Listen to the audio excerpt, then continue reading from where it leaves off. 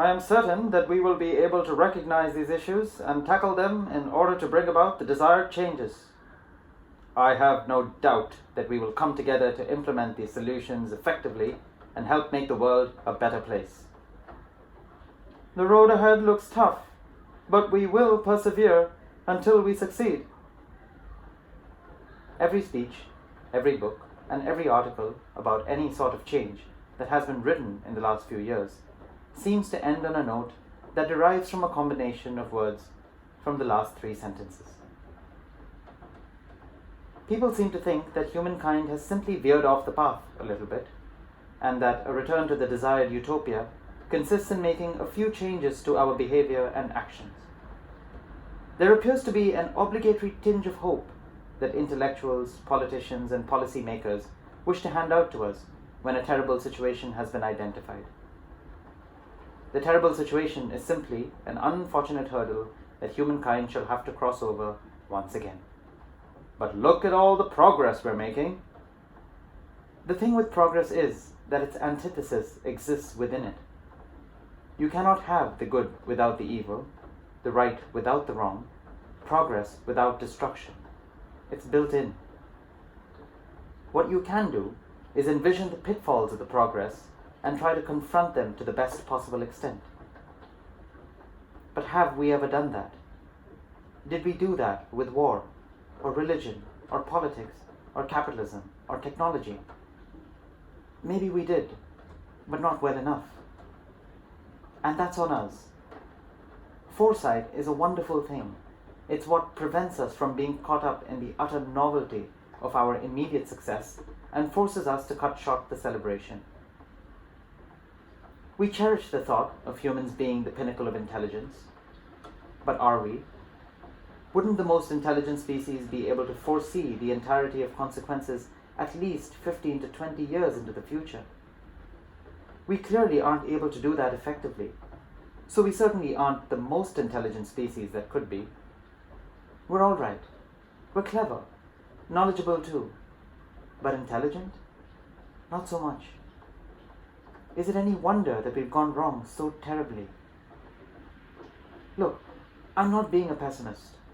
We might be making considerable progress in terms of well-being indicators such as poverty, hunger, threat from war and violence. But these are materialistic, tangible. They serve the rationalists and the reasonables of our time quite well. We say we aren't religious, but we are. Science and reason have become our religion, despite the abundance of proof that reason is indeed a slave to the passions. But what about the spiritual?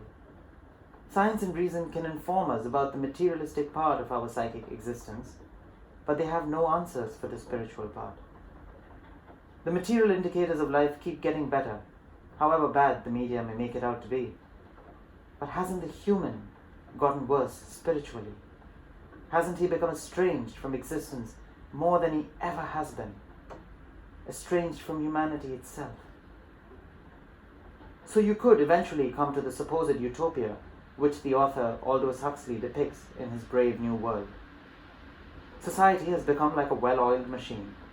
There is no disease, no pain, no war, no hunger. But the human himself has become sterile. Since everything has become so efficient and uniform, you no longer need to think about the daily struggles of life, both personally and socially. Basically, the struggles which make human life eventful. But here's the catch.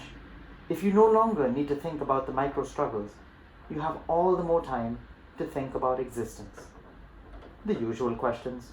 Why am I here? What's my purpose? What's the point? Does any of this have any meaning?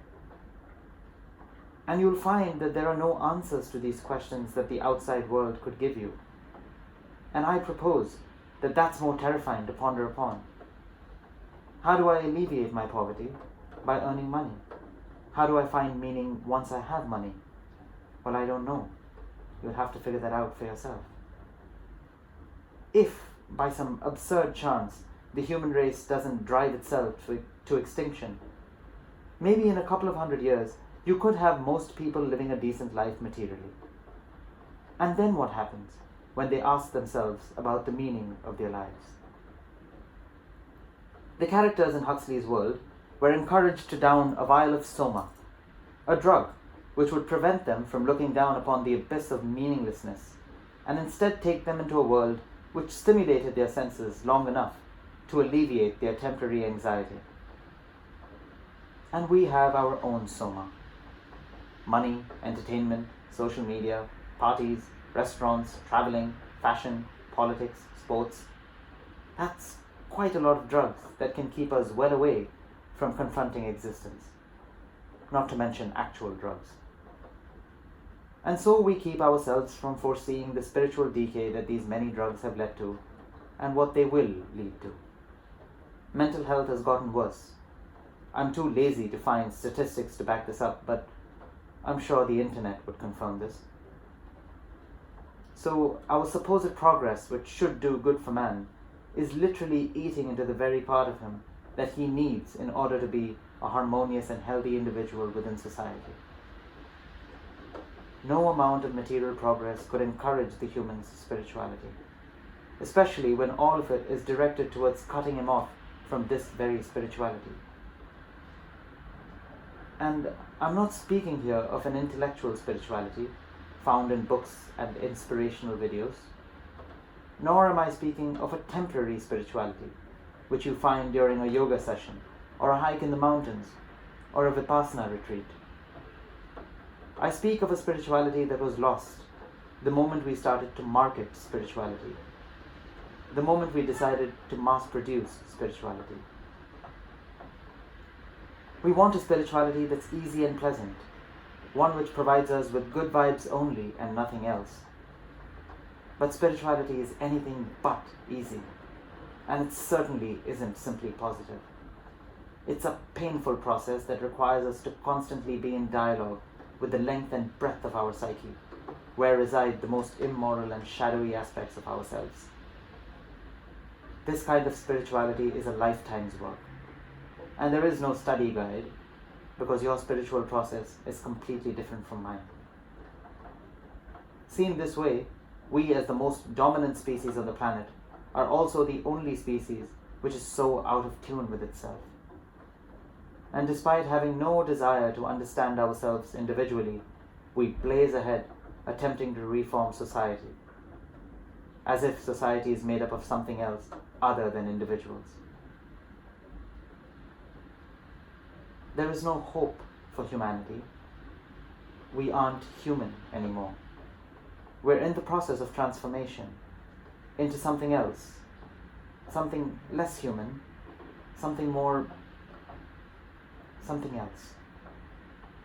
We can keep our progress, we can keep our well-being, but we have lost the will to explore almost half of our psychic activity.